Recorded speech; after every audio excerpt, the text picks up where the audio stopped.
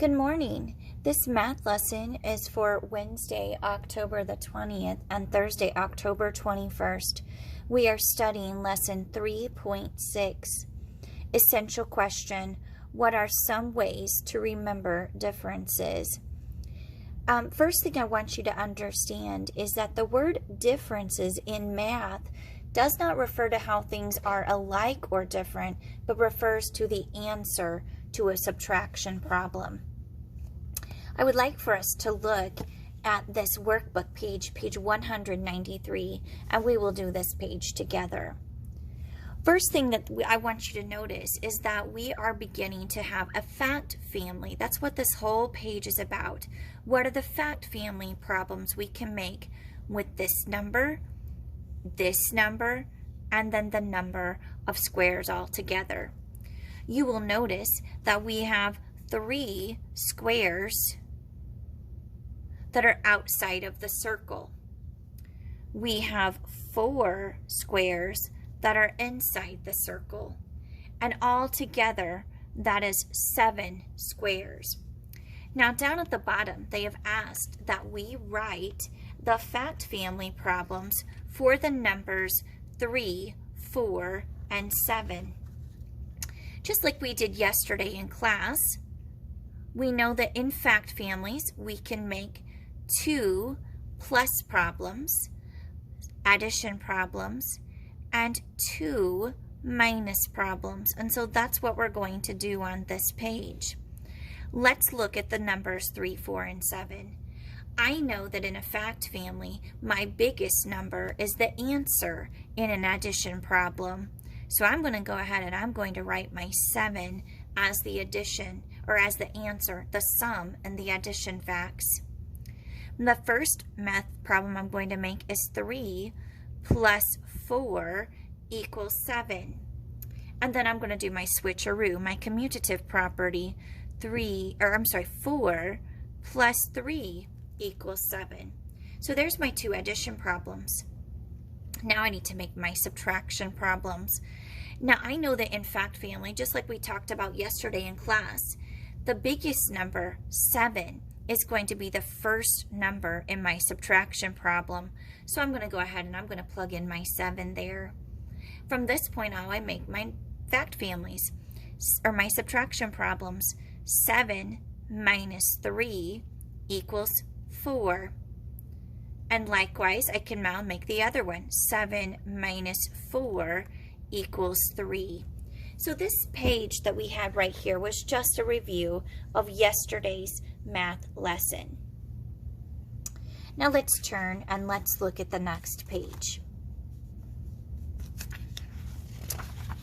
As you get ready to do this page, we are starting the skill of subtraction. And I want you to know there are a couple of different ways that you can do subtraction. Up here at the top, 7 minus 2. Ultimately, we want you to be able to look at 7 minus 2 and be fluent and know that 7 minus 2 is 5 without having to turn to a number line, without having to turn to our fingers or anything like that. But let's say that you are not fluent yet and you need to know, how can I find that answer? I'm going to use my number line here. I'm going to start at 7 because my first number is 7. Now I'm going to take away 2. So I'm going to count backwards. 1, 2, and my answer would be 5. So I'm going to go ahead and I'm going to write 5 for that answer right there. Now I have another problem. 9 minus 3. So I'm going to find 9 on my number line, and I need to take away 3. So here I go. 1, 2, 3. And my my answer is 6 when I count backwards. So that's how we use a number line to help us solve our math facts. Now you're going to find that you have several pages of subtraction that you need to do today and tomorrow, because this video is for Wednesday and Thursday. You have all of these subtraction problems to do, and you can use a number line to help you, or a 100 number chart. You have all of these problems to do, and again, all we're doing is subtraction, finding that number line, using that number line finding that first number. For example, like 11 minus 2, 1, 2. And the answer would be 9. And then finally, we get to the mid-skills checkpoint. And here, we're reviewing addition, reviewing how to add 3 numbers together, and then finishing down here at the bottom. Now, when you get to this make a 10, you don't have to do that. I want to review a couple of these for you before I send you off to do your work on your own.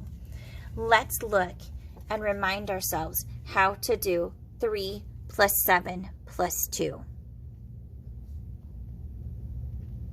Remember, I'm going to pick 2 numbers that I want to add together first, and I'm going to circle them. In this case, I look at 3 and 7, and I know that those numbers together add up to equal 10. So I circled them, I'm going to connect them, and I'm going to write down a 10.